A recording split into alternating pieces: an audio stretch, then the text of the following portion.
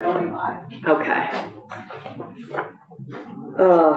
Good morning. Welcome everybody to Senate Economic Development, Housing and General Affairs. It is Thursday. Oh, it's the Ides of May. It's Thursday, May 15th. And we're going to begin by catching up on some appointments and where we are in the appointment process. It's one of the legislature's jobs to confirm appointments that the governor makes, and for commissioners and secretaries, we do a report on the floor and take a formal vote. And for everyone appointed to boards and other commissions, we take a group vote. They're generally voted in by group. So today we're going to have Heidi update us on the number of appointments we have received, even if we haven't been assigned them yet, and some of the challenges. There is no great system on this.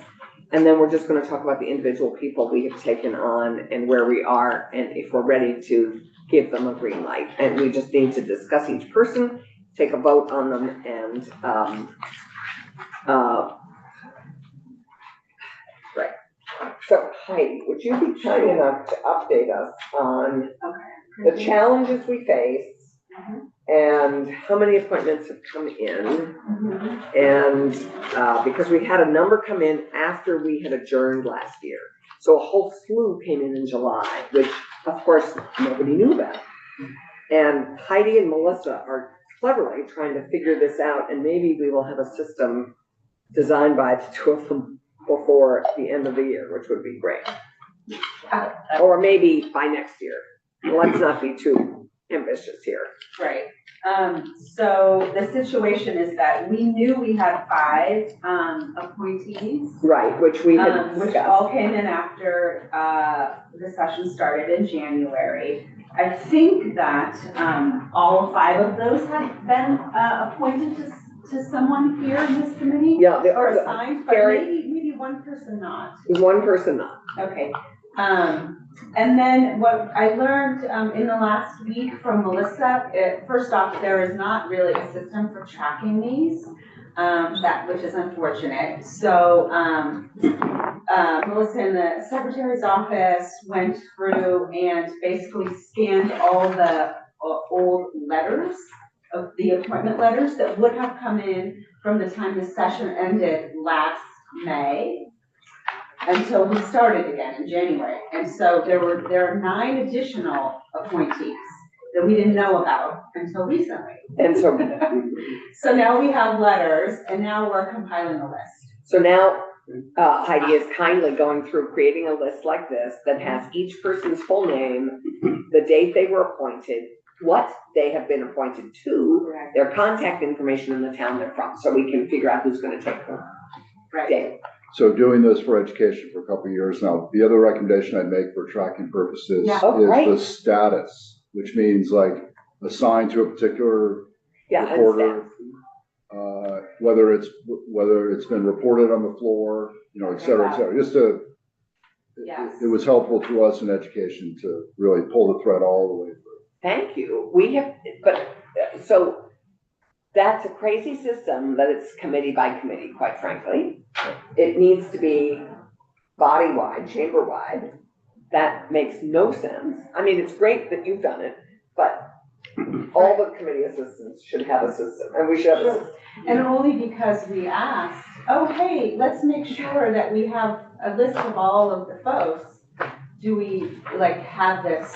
Basically, Melissa scanned old appointment letters and sent them to me. So there's no database, there's no system for tracking the secretary's office. So we'll make a system. Yeah, and I think every committee. So and you've had 2 different committee assistants in the last 2 years, right, David? We did, but as for whatever reason, I just did it. Oh, great. Yeah. Thank you. Well, thank you. Well, the other issue is when the appointment information comes, as who the government wants to appoint. Generally speaking, it doesn't come with contact information. I know. So you can find a phone number, and right. I've had situations before in which I've not been able to find the person. Yes. They're not listed in the phone directories or searchable directories.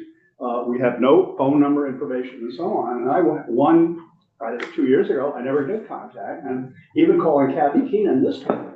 I don't have her number. She doesn't have her number. From the speaker's office? I called the speaker's office. I spoke to Connor, and he was going to send me an email, which he hasn't. because he thought he had it, but he wasn't sure. Well, I think I got, well, it was complicated. So one thing I've learned Mhm. is that the governor's office actually has a position, and what, at one time was Jason Malucci, Yes. who tracks all the governor's nominations. So Karen And in the they governor's have office contact should have everybody's phone contact information, or whoever is now the new Jason. Right. And Jason should be able to help us with that. Okay, Figure I out remember who- Jason from Union. Jason, no, Malucci, who's the governor's Yes, legislative he lead. used to be the student body. Yes, yeah. Mhm.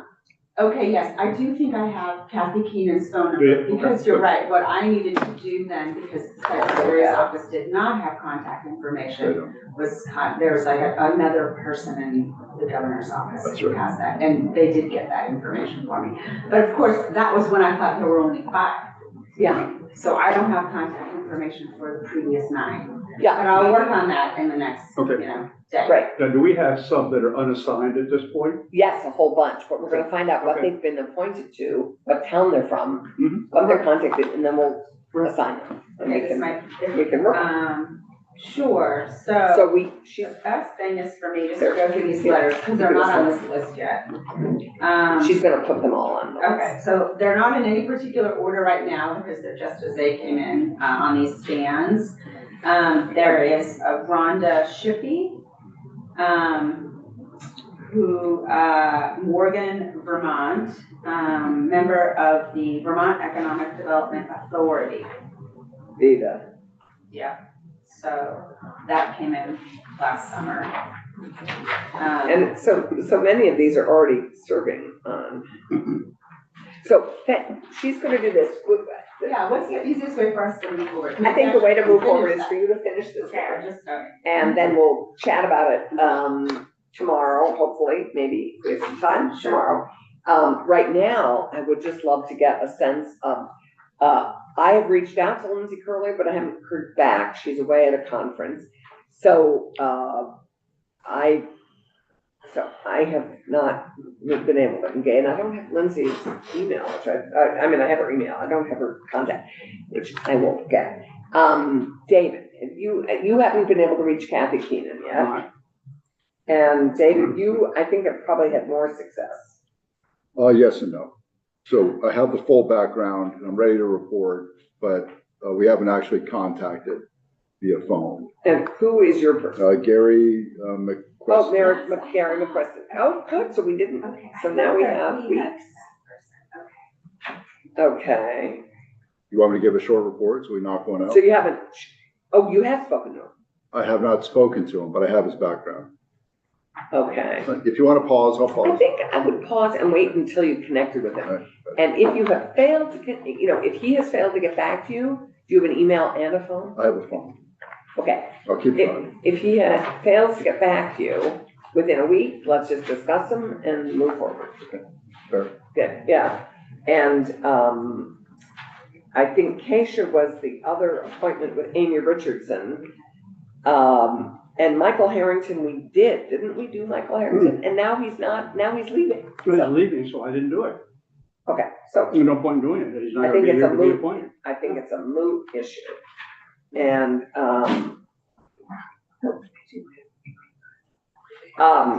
so I do have Linda.